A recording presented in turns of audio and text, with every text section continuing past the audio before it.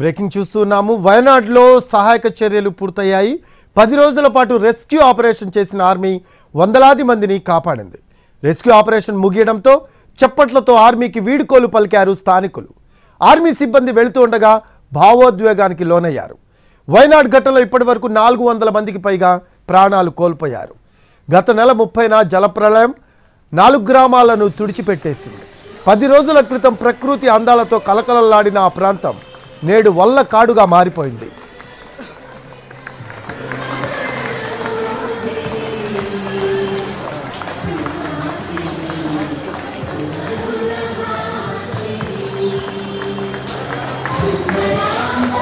ठीक है।